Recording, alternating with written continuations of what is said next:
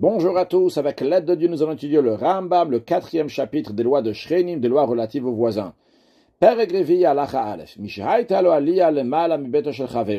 Celui qui possède un étage au-dessus de la maison d'un autre. Quand on parle de maison ici, on parle de rez-de-chaussée. L'étage, donc, c'est ce qui est au-dessus de la maison. Donc, on a par exemple Yaakov qui avait une maison avec un étage, et il est mort, il a fait hériter à ses enfants la maison avec l'étage, et ils sont partagés. Reuven, il a pris la maison, le rez-de-chaussée, et Shimon, il a pris l'étage, ou bien que Reuven et Shimon, donc deux personnes, ils ont acheté en association une maison avec un étage, puis ils sont partagés la maison et l'étage. L'un, il a pris la maison, et l'autre, il a pris l'étage. En tous les cas, le principe est que maintenant, il y en a un qui possède un étage qui est au-dessus de la maison d'un autre. Venafal kotel mikota bait. Et il y a un des murs de la maison qui s'est écroulé. Non, toute la maison risque de s'écrouler, et pas seulement la maison, mais aussi donc l'étage qui est au-dessus. Alors évidemment, le propriétaire a le devoir de reconstruire ce mur-là. Mais le Rambam nous dit que le propriétaire de l'étage n'a pas donné des dépenses celui qui est au rez-de-chaussée, c'est celui qui est du rez-de-chaussée qui est responsable total de reconstruire ce mur. Pas seulement qu'il est juste responsable, mais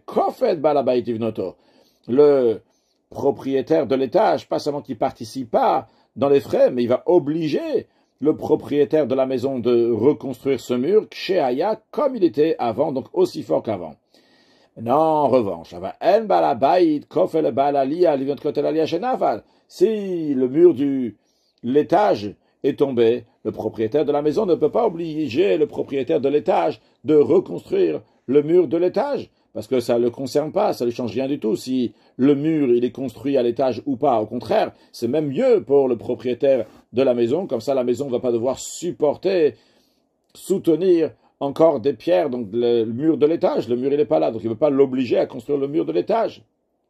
Maintenant, ce qui concerne le plafond, c'est-à-dire le plafond qui est entre le rez-de-chaussée et l'étage. Il y a deux parties. Il y a le côté plafond du rez-de-chaussée, il y a donc ce qui est donc le sol de l'étage. Le côté plafond, ce qu'on voit, c'est des planches qui sont liées avec le rez-de-chaussée. Et nous avons le côté sol de l'étage, qui est donc la couche de plâtre qui est au-dessus du plafond. Alors le Ram va nous dire qui est responsable de quoi. Vatika shel bait, les planches du plafond de rez-de-chaussée à Rechel Balabait. C'est sous la responsabilité du propriétaire de la maison. Parce que le propriétaire de l'étage, il dit au propriétaire de la maison, moi, j'ai pris l'étage, comme toi, tu as pris la maison, c'est partagé. De la même manière que toi, tu avais un sol sous ton rez-de-chaussée, sous tes pieds, lorsque tu as pris ta maison. De la même manière, en ce qui me concerne, à toi, tu as le devoir que je vais avoir de quoi me tenir par le fait que tu vas construire, tu vas mettre tes planches. Et comme ça, à ce moment-là, donc le partage qu'il y a eu entre nous va être égal. Donc ça, c'est en ce qui concerne les planches qui sont du côté du rez-de-chaussée. Par contre, en ce qui concerne donc, la couche de plâtre, chez Alatika, qui est mis au-dessus de ces planches-là, Ari Shelba, Lia, ça appartient, ce qui est responsable de les mettre, c'est de mettre cette couche de plâtre, c'est le propriétaire de l'étage. Parce que cette couche de plâtre, finalement, elle est pour le bien de celui qui habite à l'étage. Parce que s'il y a de l'eau qui va couler de l'étage à la maison et ça va endommager ce qu'il y a dans la maison, le propriétaire de l'étage va devoir payer ses dommages. C'est la raison pour laquelle c'est pour son bien à lui de faire cette couche de plâtre sur le plafond. Et donc c'est lui qui est responsable, c'est lui qui a les dépenses, qui va payer pour faire cette couche de plâtre. Halachabet, naflu shnem, si les deux, c'est-à-dire la maison et l'étage, se sont écroulés à Baïd Va'alia. Dans ces cas-là, les deux copropriétaires vont partager le bois, les pierres et la terre qui sont tombées de cette maison et de l'étage. Mais si parmi les pierres, donc il y a tout qui s'est écroulé, mais pas toutes les pierres se sont cassées. Il y a des pierres qui sont encore restées entières. La question, elle est, chacun va avoir des pierres entières. Donc nous, on veut savoir à qui appartiennent les pierres entières. Est-ce qu'ils appartiennent au propriétaire de l'étage ou au propriétaire du rez-de-chaussée? Eh bien, Roim Ezo Royot Lishtaber. On va examiner, on va voir quelles sont les pierres qui sont aptes à se casser dans la manière, qui sont probablement brisées, donc la manière que c'est tombé. Imavne Abayt ou Avne Ali, est-ce que c'est les pierres de la maison, bien les pierres de l'étage? Comment on va savoir ça? Avec Davarze, ça, quelles pierres, donc ils sont probablement cassées, il va d'Abidech Hanefila, on va savoir de comment c'est tombé. Il y a deux manières que ça peut tomber. Il y a une manière, une nafala elyon à la tartan varaso, que l'étage, il était trop lourd, il a appuyé sur la maison, et il a écrasé la maison, et elle s'est cassée, donc c'est les murs de la maison qui sont cassés par le poids de l'étage. Donc les pierres cassées sont les pierres du balabaï, du propriétaire de la maison du rez-de-chaussée, et les pierres qui sont entières, ça c'était les pierres lourdes qui ont écrasé la maison qui est en dessous. Donc les pierres qui sont entières appartiennent au propriétaire de l'étage. Ça c'est une possibilité. C'est possible que le bas, il est tombé, et par cela, donc ça fait tomber aussi le haut. Quand on dit le nishmat ici, il n'y a pas écrit l'expression de nafal est tombé, nishmat, ça veut dire qu'il était droit comme ça, et il est tombé sur le côté.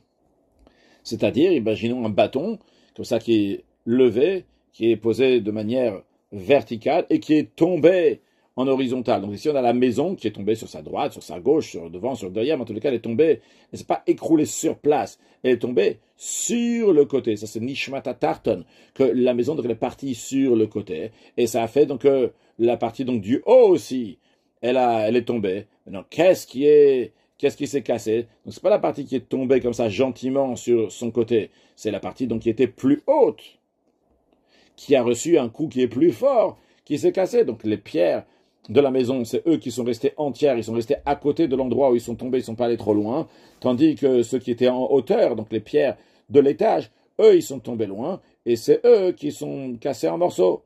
Mais non, si on ne sait pas comment ces pierres-là, ils sont tombés, par exemple, ils sont tombés la nuit, et personne n'a vu donc comment c'est tombé.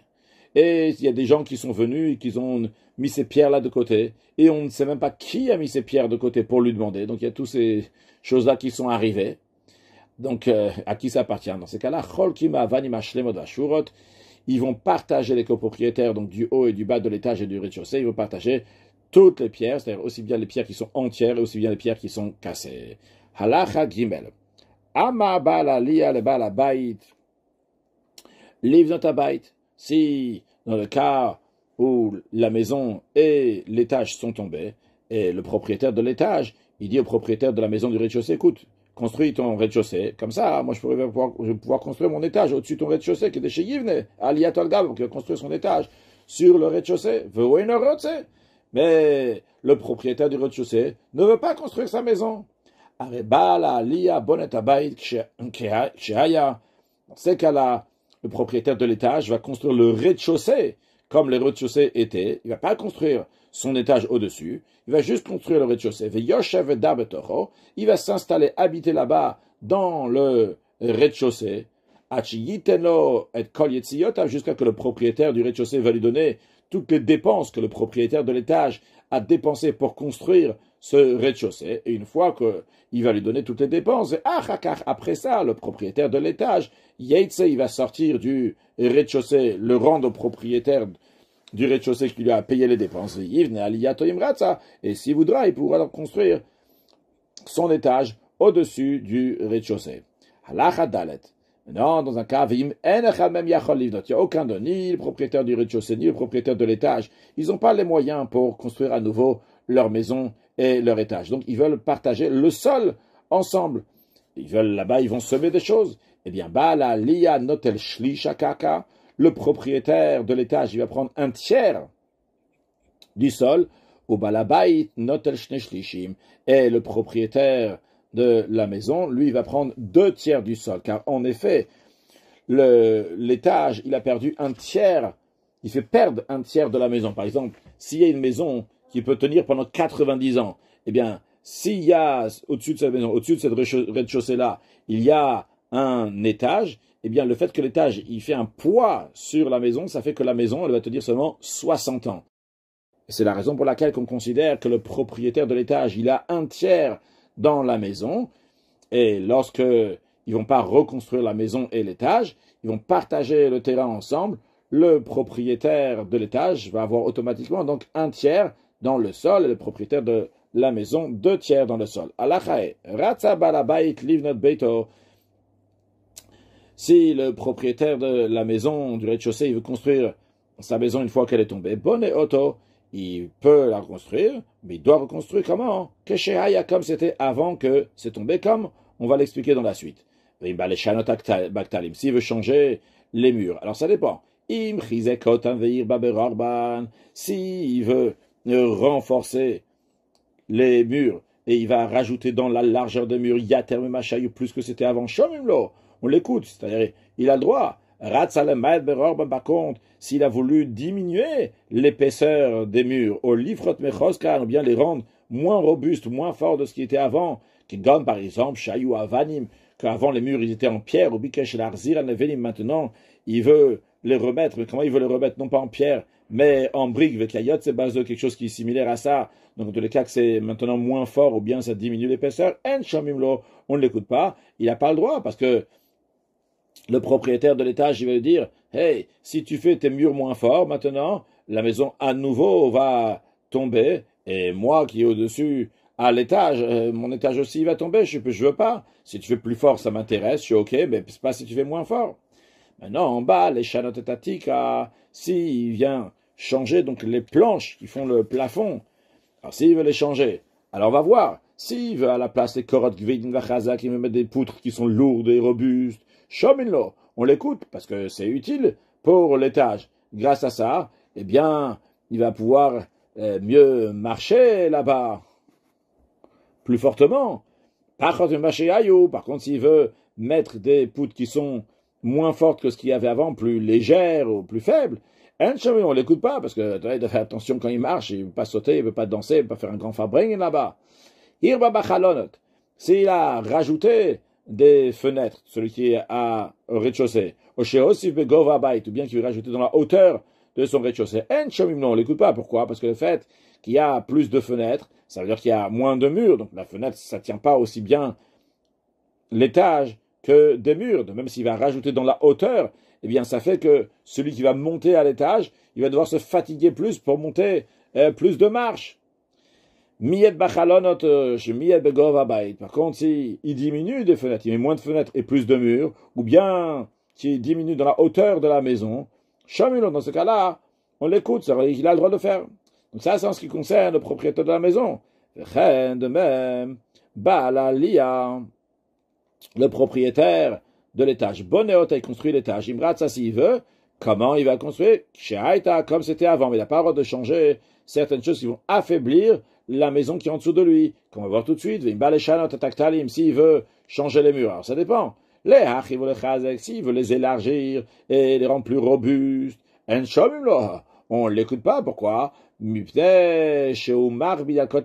que ça va alourdir les murs de celui qui est en dessous, qui est au rez-de-chaussée. Mais si il veut diminuer l'épaisseur des murs, la force de ces murs-là, on l'écoute. Parce que, au contraire, ça c'est bien pour la maison qui est en dessous, ça sera moins lourd pour la maison. En ce qui concerne donc les poutres de le plafond de son étage. S'il veut faire des poutres qui sont plus légères, on l'écoute, il a le droit de le faire. L'irvedi même, par contre, s'il veut faire des poutres qui sont plus lourdes, on l'écoute pas. Il n'a pas le droit parce que il alourdit donc les poids du mur de la maison, vu que ces poutres-là du plafond, ils s'appuient sur les murs de la maison, et c'est mauvais pour la maison. S'il avait fait plus de fenêtres, bien qu'il a diminué la hauteur de l'étage, on l'écoute, parce que c'est très bien, comme ça, les murs de la maison vont être moins lourds, vu qu'il y a des fenêtres au-dessus, il n'y a pas du mur, par le fait que les murs soient plus bas que ce que c'était avant, eh bien, il y a moins de poids sur les murs de la maison qui sont en dessous. Avant le s'il veut diminuer de fenêtres, ou bien il veut mettre encore plus de hauteur dans son étage, dans ce cas-là, on ne l'écoute pas.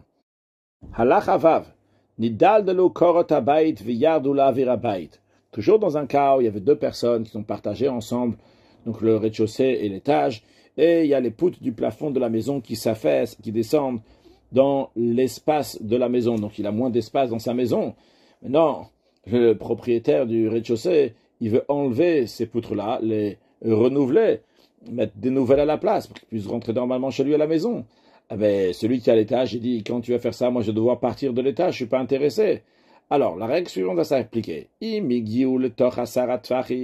Si l'extrémité des poutres qui sont comme ça affaissées, ils se trouvent dans les 10 tfachim, un tefar c'est une palme qui correspond à 8 cm, donc 10 tfachim c'est 80 cm. Si les poutres sont arrivées, quand tu vas du sol jusqu'à la poutre, donc la poutre est tellement abaissée que c'est dans les 10 tfachim de la maison. Donc il n'y a même pas 10 tfachim, il n'y a même pas 80 cm pour que l'autre y rentre dans sa maison. Dans ces cas-là, soter au bonnet. Le propriétaire du rez-de-chaussée, il va démolir ces planches-là et reconstruire ces planches. Il peut dire à celui qui est au-dessus, écoute mon ami, c'est vrai que ma maison, elle est pour toi, elle est soumise entre guillemets à l'étage, mais lorsque ça va tellement bas, au-dessous du tfachim, il n'y a pas de quoi habiter là-bas. Donc ça y est, il n'y a plus de maison maintenant qui est donnée pour toi, il n'y a pas de maison ici, il faut que j'arrange ma maison. Maintenant, en effet, si c'est pas arrivé, l'extrémité des planches dans les dix tfachim, yachol ali ale akevalav. Le propriétaire de l'étage veut dire non, je ne suis pas d'accord que tu enlèves tes planches, vu que la maison, elle est soumise donc pour l'étage, elle est là pour l'étage. Si tu vas casser, même changer, donc le temps que tu changes ces poutres-là, moi je ne pourrais pas habiter dans mon étage. Va filou amarlo balabait. Et même si le propriétaire de maison dit au propriétaire de l'étage, Agnès kolechama, comme je vais te louer un endroit qui est chez Tadurbo, dans lequel tu pourras habiter à Tchatak, juste que tu vas arranger le plafond, les planches. En chamimlon, on ne l'écoute pas. Pourquoi Charé Omerlo? Parce que le propriétaire de l'étage, il dit au propriétaire du rez-de-chaussée, En retsoni shet comme le makom, je ne suis pas intéressé de me fatiguer d'aller d'un endroit à un autre qui est chez Tchatak, atel betra, je ne veux pas me déranger pour que toi, tu vas arranger ta maison. Tant qu'il y a 10 tfachim, eh bien, tu passes comme ça, même si tu marches sur le ventre, tu rentres comme ça chez toi à la maison. Maintenant, à la Chazaï, dans le cas où, avant de faire le partage, hitnu benem al davarze, ils ont convenu sur ça. C'est-à-dire, ils ont dit que si les poutres vont s'affaisser, ils vont aller dans le rez-de-chaussée, eh bien, le propriétaire de la maison, il pourra enlever les poutres et reconstruire à nouveau. Le problème, il est que, c'est vrai, ils ont convenu, mais ils n'ont pas dit de manière claire combien ils vont descendre. Quand est-ce qu'ils vont descendre? Combien ils vont s'affaisser? À ce moment-là, ils pourront les changer. Ils n'ont pas dit clairement. Alors, dans ce cas-là,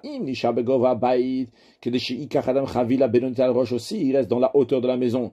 Que celui qui rentre dans la maison, il peut mettre donc un paquet moyen sur sa tête. Il rentre dans la maison, sous ces poutres-là qui sont tordues, qui sont affaissées. Et non, sauter, il n'a pas le droit de démolir ces poutres-là et de le remettre. Mais s'il ne peut pas rentrer en mettant ce petit paquet sur sa tête, la seule manière qu'il va rentrer avec ce paquet-là, c'est s'il va baisser sa tête. Dans ces cas-là, sauter, il peut démolir ses poutres, ou taken et reconstruire, taken arranger, au bonnet et reconstruire.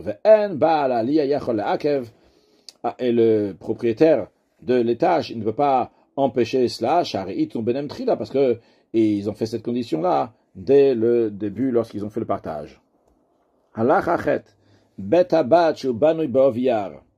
Un pressoir à olive qui est creusé à flanc de montagne. Comme on peut voir ici sur l'image, nous avons donc une montagne. Dans la montagne, il a fait comme ça un trou. Il a fait un pressoir à olive. Mais l'autre, il y a quelqu'un d'autre qui a un jardin au-dessus, un jardin potager avec Ginat Acher al Gabav. Et il y a le jardin potager de quelqu'un d'autre qui est au-dessus. Venifratush betabad. Et maintenant, ce qui s'est passé, c'est que la voûte, donc entre guillemets, le toit, de ce qui est au-dessus de ce pressoir à olive, s'est effondré. Donc ici aussi, on parle d'un cas, c'était des frères ou bien des associés qui ont partagé. L'un, il a pris l'autre, il a pris le pressoir à olive, et l'autre, il a pris donc le jardin qui est au-dessus. Et maintenant, donc ce toit-là, donc de jardin, s'est effondré partiellement. Be'arbat fachim, donc au moins la quantité minimum qu'il faut que c'est effondré pour que ça s'applique la halakha qu'on va dans la suite. C'est de 4 fachim sur 4 fachim. Donc un tefar, encore une fois, c'est 8 cm, donc on parle ici de 32 cm sur 32 cm, ou yater, ou plus que ça. Maintenant, le problème, il est que, bon, le pressoir olive, encore, il peut marcher en dessous, mais celui qui est au-dessus, ça marche pas. il peut pas travailler dans son jardin. Dans ce cas-là, le propriétaire du jardin potager, il va descendre et il va semer en bas. Et d'ailleurs, quand on dit il va semer en bas, c'est pas qu'il va semer juste l'endroit sur lequel il y a le trou, mais il va tout semer en bas sur tout le sol. Parce qu'il ne va pas commencer à faire une partie là-haut, une partie en bas. C'est un grand dérangement. Donc il fera comme ça. Achiya, c'est le bed badot kipin, jusqu'à que celui qui a le pressoir à olive en dessous, lui, il va arranger la voûte, il va arranger ce plafond. Vitaken alion karkaginato, celui qui est là-haut, il va arranger donc, le sol de son jardin potager. Visa kolginato. À ce moment-là, donc une fois que ça sera arrangé donc par celui qui est en bas, après celui qui est là-haut, il pourra arranger la situation, il va mettre de la terre, etc. Après, il pourra semer à ce moment-là, donc il va continuer à semer dans son jardin potager là-haut, et il partira du bas. Alachatet, Shne Ginot Zoal Gavzo, deux jardins potagers qui sont l'un au-dessus de l'autre. Quand on dit l'un au-dessus de l'autre, c'est que l'un il est à plat à gauche, on va dire, qu'on peut voir sur l'image. Après, il y en a un autre à droite, il est au-dessus, c'est-à-dire il est surélevé. Maintenant, sous le sol de celui qui est à droite, qui est surélevé, donc sous le sol, sur le côté de son sol, le côté de son sol, qui est un style de mur de celui qui est en dessous à sa gauche, va yarek bentaim. Entre les deux jardins potagers, il y a des légumes qui poussent comme ça sur ce mur. Begova ov yaaret benem, dans la hauteur de l'épaisseur de la terre qu'il y a entre les deux jardins potagers. Alors, d'où ça pousse? Ça pousse de la terre, de celui qui est au-dessus. La question, est-ce que ça lui appartient vraiment? Alors, Kol sha'elyon yachol lifshot et yadov litolot omikaro, tous légumes que le propriétaire du jardin supérieur peut prendre en le prenant donc par la racine. Comment ça, en faisant ça? En étendant sa main, et il le prend donc avec sa racine. Areu shelo, ça lui appartient.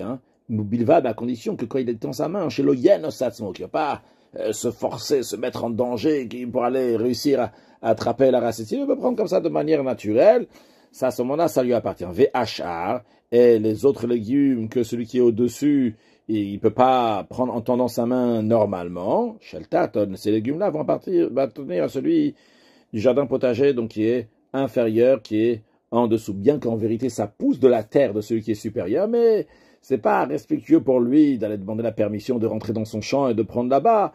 Donc c'est la raison pour laquelle qu'il est mafkir en général, il abandonne ça et ça appartient à celui qui est en dessous.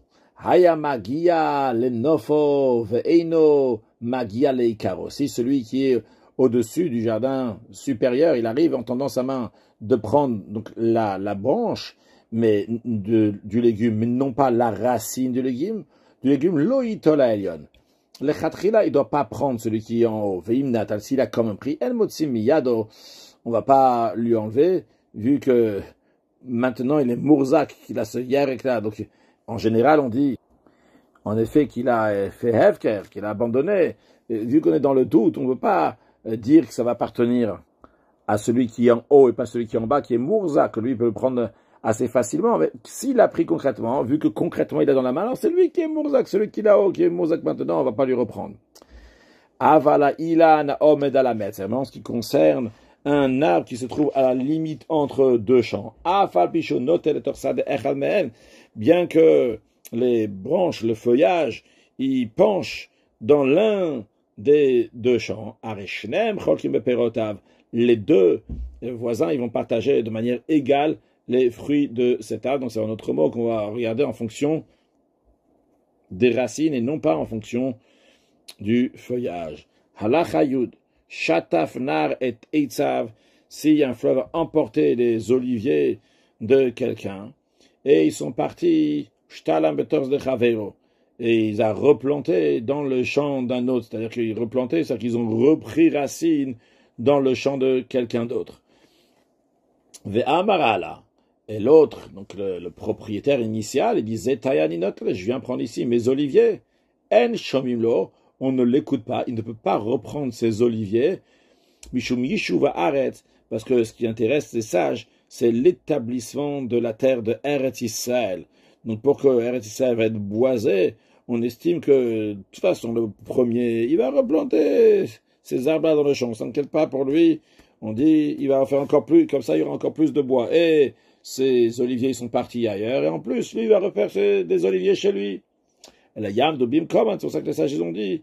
Donc, ces oliviers, maintenant, ils vont rester à leur place. Ils deviennent la propriété du propriétaire du champ. Maintenant, on va dire,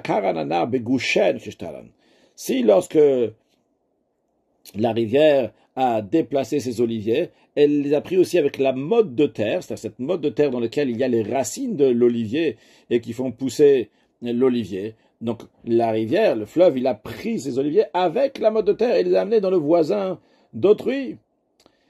Alors dans ces cas-là, les 3 premières années, on va partager ces fruits, ces olives-là, entre le propriétaire du champ actuel et le propriétaire de ces olives où c'était chez lui ces oliviers. Car en effet, ici nous avons un débat entre le propriétaire des oliviers et le propriétaire du champ. Le propriétaire des oliviers, il dit, c'est mes oliviers qui ont fait ces olives. Le propriétaire du champ, il dit, mais un olivier juste comme ça, il ne veut pas faire grandir les olives, il a besoin de terre. Alors nous, on a dit que c'est le propriétaire du champ à qui ça va appartenir, ces oliviers.